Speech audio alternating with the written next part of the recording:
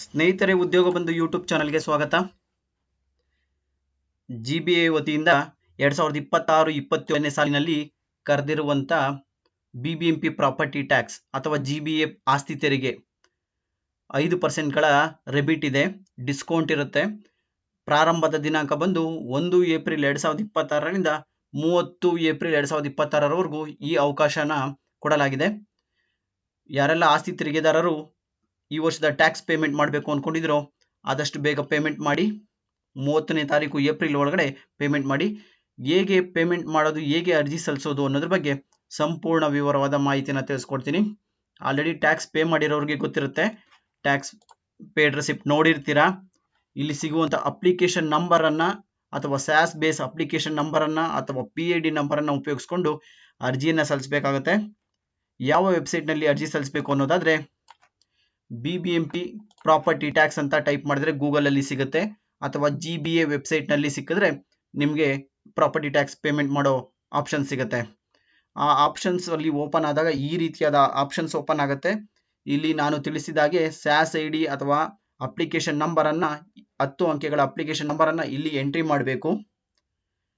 Entry ಮಾಡಿದ ನಂತರ ನಿಮ್ಮ ಹೆಸರಿನ 3 ಅಕ್ಷರ, ಅಕಸ್ಮಾತ್ ಎಕ್ಸಾಂಪಲ್ ನವೀನ್ ಅಂತ ಇರೋದಾದರೆ NAV ಟೈಪ್ ಮಾಡಿ ರಿಟ್ರೈವ್ ಅಂತ ಕ್ಲಿಕ್ ಮಾಡಿದ್ರೆ ನಿಮ್ಮ ಪೂರ್ಣ ಹೆಸರು ಹಾಗೂ ನಿಮ್ಮ ಆಸ್ತಿಯ ವಿವರ ಪ್ರತಿಯೊಂದು ಕೂಡ ಶೋ ಆಗುತ್ತೆ.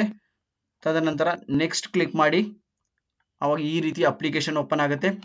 Base application number, new application number, ಈ ವರ್ಷದ ಅಪ್ಲಿಕೇಶನ್ ನಂಬರ್, ಹಾಗೆ ಓನರ್ ನೇಮ್, ಮೊಬೈಲ್ ನಂಬರ್ ಯಾವುದು ಲಾಸ್ಟ್ ವರ್ಷ ಎಂಟ್ರಿ ಮಾಡಿರ್ತೀರಾ, ಹಾಗೆ ಪೇಯಿಂಗ್ ಇಯರ್, ಇಷ್ಟು ತೋರಿಸುತ್ತೆ.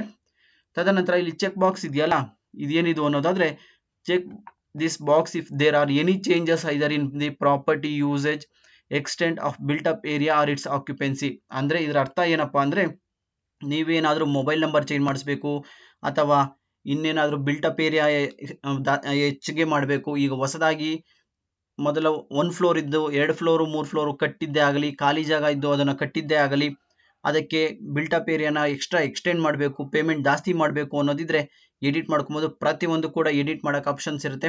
ಅಥವಾ ನಿಮ್ಮದು A ಕ್ಯಾಟಗರಿ ಬರುತ್ತೆ, B ಕ್ಯಾಟಗರಿ ಬರುತ್ತೆ, C ಕ್ಯಾಟಗರಿ ಬರುತ್ತೆ, ಯಾವ್ದು ಬರುತ್ತೋ ಅದನ್ನು ಪ್ರತಿಯೊಂದು ಕೂಡ ಚೇಂಜಸ್ ಮಾಡ್ಬೋದು. ಆಮೇಲೆ ಕೆಲವೊಂದು ಬಾರಿ last time application number entry ಮಾಡೋ ಟೈಮಲ್ಲಿ ಮೊಬೈಲ್ ನಂಬರ್ ಕೊಟ್ಟಿರ್ತೀರಲ್ಲ, ಆ ನಂಬರನ್ನು ನೀವೇನಾದ್ರು ಕಳ್ಕೊಂಡಿದ್ದೆ ಆದಲ್ಲಿ ಕೆಲವರಿಗೆ ಮಾತ್ರ ಮೊಬೈಲ್ಗೆ OTP ಬರುತ್ತೆ, ಆಮೇಲೆ ಲಾಗಿನ್ ಆಗಬೇಕಾಗಿರ್ತದೆ. ಅಂಥವ್ರು ಇಲ್ಲಿದೆ ನೋಡಿ, ಅಪ್ಡೇಟ್ ಮೊಬೈಲ್ ನಂಬರ್ ಅಂತಿದೆಯಲ್ಲ, ಇದ್ರ ಮೇಲೆ ಕ್ಲಿಕ್ ಮಾಡಿ ನಿಮ್ಮ ಹೊಸ ನಂಬರನ್ನು ಹಾಕಿ OTP ತಗೊಂಡು ಮತ್ತೊಮ್ಮೆ ಲಾಗಿನ್ಗೆ ಹೋಗಿ ನಾನು ತಿಳಿಸಿದಾಗ ಅಪ್ಲಿಕೇಶನ್ ನಂಬರ್ ಮತ್ತು ಹೆಸರನ್ನು ಎಂಟ್ರಿ ಮಾಡಿ OTP ತಗೊಂಡು ಲಾಗಿನ್ ಅನ್ನು ಮಾಡಬೇಕಾಗತ್ತೆ. ತದನಂತರ ಇಲ್ಲಿ ಕ್ಯಾಪ್ಚರ್ ID ಹಾಕಬೇಕು, ಪ್ರೊಸೀಡ್ ಅಂತ ಕ್ಲಿಕ್ ಮಾಡಬೇಕು. ಪ್ರೊಸೀಡ್ ಅಂತ ಕ್ಲಿಕ್ ಮಾಡಿದ್ರೆ ನಿಮಗೆ ಅಪ್ಲಿಕೇಶನ್ ಯಾವ ರೀತಿ ಓಪನ್ ಆಗುತ್ತೆ ಅಂದರೆ ಈ ರೀತಿಯಾದ ಅಪ್ಲಿಕೇಶನ್ ಓಪನ್ ಆಗುತ್ತೆ. ಇದರಲ್ಲಿ ನೀವು ನೋಡ್ಕೊಬೇಕು 2026-27ನೇ ಸಾಲಿನ ಪೇಮೆಂಟ್ ಬೈ ಇನ್ಸ್ಟಾಲ್ಮೆಂಟ್ ಅಂತಿರುತ್ತೆ. ಫುಲ್ ಟೈಮ್ ಪೇಮೆಂಟ್ ಮಾಡ್ಬೋದು, ಹಾಫ್ ಮಾಡ್ಬೋದು, ಕ್ವಾರ್ಟರ್ಲಿ ಪೇಮೆಂಟ್ ಮಾಡ್ಬೋದು, ಎಲ್ಲ ರೀತಿಯಾದ ಪೇಮೆಂಟ್ಗೂ ಅವಕಾಶ ಇರುತ್ತೆ. ಇಲ್ಲಿ ಏನೆಲ್ಲ ಸಿಗುತ್ತೆ ಅನ್ನೋದಾದರೆ ಇಯರ್ ಕಾಣಿಸುತ್ತೆ, ನೀವು ಯಾವ ವರ್ಷ ಮಾಡಬೇಕು ಅದ್ರ ಬಗ್ಗೆ, ಮತ್ತು PID ನಂಬರ್, ಹಿಂದಿನ ವರ್ಷಗಳು ಏನಾದ್ರು ಪೇಮೆಂಟ್ ಮಾಡಿಲ್ಲ ಅಂದರೆ ಅದಕ್ಕೂ ಕೂಡ ಅವಕಾಶ ಇದೆ. ಹಾಗೆ ಸ್ಯಾಸ್ ಬೇಸ್ ಅಪ್ಲಿಕೇಶನ್ ನಂಬರ್, ಹೊಸದಾಗಿ ಈ ವರ್ಷ ಜನರೇಟ್ ಆಗೋ ನ್ಯೂ ಅಪ್ಲಿಕೇಶನ್ ನಂಬರ್, ಹಾಗೆ ಓನರ್ ಹೆಸರು, property number, old ward name, new ward name, ಅಂದರೆ GBA ಆದ ನಂತರ ಸಾಕಷ್ಟು ವಾರ್ಡ್ಗಳು ಎಂಟರ್ ಆಗಿರೋದ್ರಿಂದ ನ್ಯೂ ವಾರ್ಡ್ ನೇಮ್ ತೋರಿಸುತ್ತೆ. ಹಾಗೆ ನಿಮ್ಮ ಸ್ಟ್ರೀಟ್ ನಂಬರ್, ಮೊದಲೇ ನಾನು ತಿಳಿಸಿದಾಗೆ ಮೊಬೈಲ್ ನಂಬರ್ ಏನಾದ್ರು ಕರೆಕ್ಷನ್ ಮಾಡ್ಕೊಂಬೋದಿದ್ರೆ ಕರೆಕ್ಷನ್ ಮಾಡ್ಕೊಬೋದು. ಹಾಗೆ ಆ ಚೆಕ್ ಬಾಕ್ಸನ್ನು ಕ್ಲಿಕ್ ಮಾಡದೆ ಮುಂದೆ ಮೂವ್ ಆದರೆ ಯಾವುದೇ ರೀತಿ ಕರೆಕ್ಷನ್ ಮಾಡೋಕ್ಕಾಗಲ್ಲ. ಚೆಕ್ ಬಾಕ್ಸನ್ನು ಕ್ಲಿಕ್ ಮಾಡಿದರೆ ಮಾತ್ರನೇ ಕರೆಕ್ಷನ್ ಆಗುತ್ತೆ. ಇಲ್ಲ ಕರೆಕ್ಷನ್ ಏನು ಇಲ್ಲ ಅಂದರೆ ಚೆಕ್ ಬಾಕ್ಸ್ನ ಕ್ಲಿಕ್ ಮಾಡದೆ ಹಾಗೆ ಮುಂದುವರಿಬೋದಾಗಿರ್ತದೆ. ಹಾಗೆ ಇಮೇಲ್ ID ಏನಾದ್ರು ಎಂಟ್ರಿ ಮಾಡ್ಕೊಳೋದಿದ್ರೆ ಇಮೇಲ್ ಐಡಿನ ಎಂಟ್ರಿ ಮಾಡ್ಕೊಳ್ಳಿ.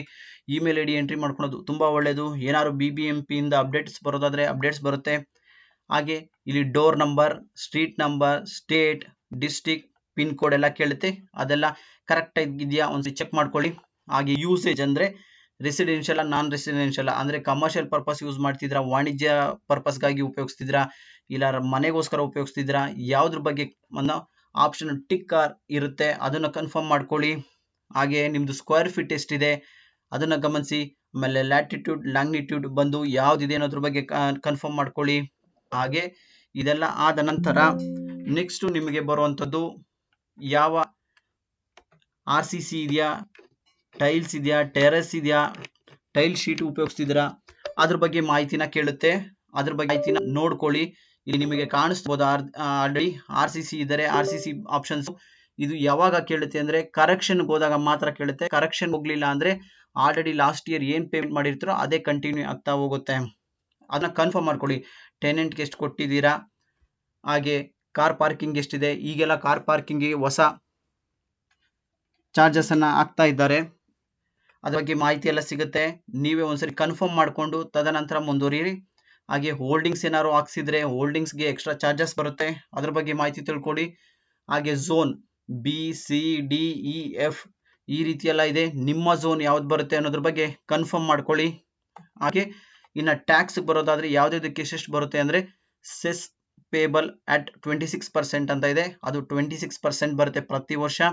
ಹಾಗೆ ಟೋಟಲ್ ಪ್ರಾಪರ್ಟಿ ಟ್ಯಾಕ್ಸ್ ಪೇಬಲ್ ಹಾಗೆ ರಿಬಿಟ್ ಈ ವರ್ಷದ ಅಂದ್ರೆ ಏಪ್ರಿಲ್ ಕೊನೆಯವರೆಗೂ 30ನೇ ತಾರೀಕುವರೆಗೂ 5% ಡಿಸ್ಕೌಂಟ್ ಇರೋದ್ರಿಂದ ಎಷ್ಟು ಪರ್ಸೆಂಟ್ ನಿಮಗೆ ಡಿಸ್ಕೌಂಟ್ ಬಂದಿದೆ. ಹಾಗೆ ಇವೆಲ್ಲ ಟೋಟಲ್ ಆಗಿ ನೆಟ್ ಪ್ರಾಪರ್ಟಿ ಟ್ಯಾಕ್ಸ್. ಹಾಗೆ ಲಾಸ್ಟ್ ಇಯರ್ದು ಏನಾದ್ರು ಪೇಮೆಂಟ್ ಏನಾದ್ರು ಬಾಕಿ ಇದ್ರೆ 25-26 ಏನಾದ್ರು ಇದ್ರೆ ಅದು ಕೂಡ ತೋರಿಸುತ್ತೆ. ಹಾಗೆ ಪೆನಾಲ್ಟಿ, ಹಾಗೆ ಆನ್ಯುವಲ್ ಒಂದು ವರ್ಷ ಏನಾದ್ರು ನೀವು ಪೇ ಮಾಡದೆ ಹೋದ್ರೆ 15% ಇಂಟ್ರೆಸ್ಟ್. ಹಾಗೆ ಸಾಲಿಡ್ ವೇಸ್ಟ್ ಮ್ಯಾನೇಜ್ಮೆಂಟ್ ಸೆಸ್ ಅಂತ 12 months ಹಾಕ್ತಾರೆ ಅದ್ರದ್ದು. ಹಾಗೆ ಬ್ಯಾಲೆನ್ಸು ಪ್ರಾಪರ್ಟಿ ಟ್ಯಾಕ್ಸ್ ಆಫ್ 25-26 ಅಥವಾ ಹಿಂದಿನ ವರ್ಷದ ಏನಾದ್ರು ಇದ್ದರೆ ಇದೆಲ್ಲ ಸೇರಿ ಟೋಟಲ್ ಪ್ರಾಪರ್ಟಿ ಟ್ಯಾಕ್ಸ್ ಪೇಬಲ್ ಅಂತ ತೋರಿಸುತ್ತೆ.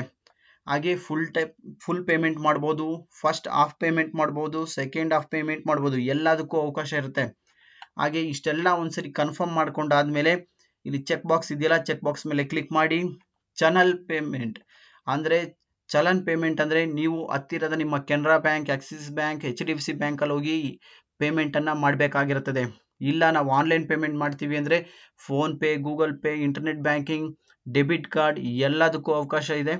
ಆದರೆ ಬ್ಯಾಂಕ್ಗೆ ಹೋಗಿ ಮಾಡೋ ಬದಲು ಎಲ್ಲ ಆನ್ಲೈನ್ ಮುಖಾಂತರ ಮಾಡೋದ್ರಿಂದ ತಕ್ಷಣ ನಿಮಗೆ ರಿಸಿಪ್ಟ್ ಜನರೇಟ್ ಆಗುತ್ತೆ, ಅದು ಉತ್ತಮ.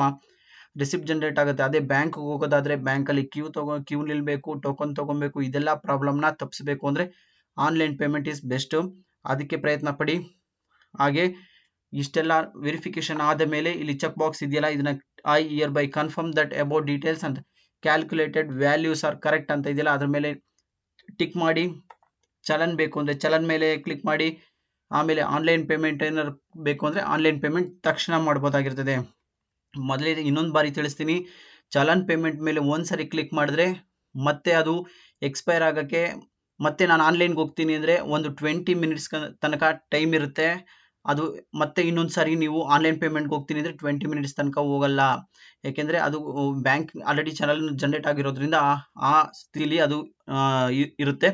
ಆದ ಕಾರಣ ಮತ್ತೆ ಆನ್ಲೈನ್ ಪೇಮೆಂಟ್ಗೆ ಹೋಗಲ್ಲ. 20 ನಿಮಿಷಗಳ ನಂತರ ಮತ್ತೆ ಅಪ್ಲಿಕೇಶನ್ ಸ್ಟೇಟಸ್ಗೆ ಹೋಗಿ ನಿಮ್ಮ ಸ್ಯಾಸ್ ಬೇಸ್ ಅಪ್ಲಿಕೇಶನ್ ನಂಬರನ್ನು ಎಂಟ್ರಿ ಮಾಡಿ ಅಲ್ಲಿ ಕ್ಯಾನ್ಸಲ್ ದಿಸ್ ಟ್ರಾನ್ಸಾಕ್ಷನ್ ಅಂತ ಇರುತ್ತೆ, ಅದನ್ನ ಕ್ಯಾನ್ಸಲ್ ಮಾಡಿ ಮತ್ತೆ ಆನ್ಲೈನ್ ಪೇಮೆಂಟು ಅಥವಾ ಚಲನ್ಗೆ ಬಂದು ಮಾಡಬೇಕಾಗತ್ತೆ, ಪೇಮೆಂಟ್ ಮಾಡಬೇಕಾಗತ್ತೆ. ಒಂದೇ ಸರಿ ನೋಡಿಕೊಂಡು ಕನ್ಫರ್ಮ್ ಮಾಡ್ಕೊಂಡು ಪೇಮೆಂಟ್ ಮಾಡ್ಕೊಳ್ಳಿ. ಅದಾದ ನಂತರ ಯಾವ ರೀತಿ ಬರುತ್ತೆ ಅನ್ನೋದಾದ್ರೆ ಈ ರೀತಿ ಬರುತ್ತೆ. ಆನ್ಲೈನ್ ಪೇಮೆಂಟ್ಗೆ ಹೋಗೋರ್ಗಾದ್ರೆ application number, owner name, mobile number, BBMP transaction number ಅಂದ್ರೆ ಆನ್ಲೈನ್ ಪೇಮೆಂಟ್ ಮಾಡೋದ್ರಿಂದ ಅದರ transaction number, assessment year, transaction total amount ಇದನ್ನೆಲ್ಲ ಕನ್ಫರ್ಮ್ ಮಾಡಿಕೊಂಡು HDFC ಬ್ಯಾಂಕ್ ಮಾತ್ರ ತೋರಿಸ್ತಿದೆ ಆನ್ಲೈನ್ ಪೇಮೆಂಟು.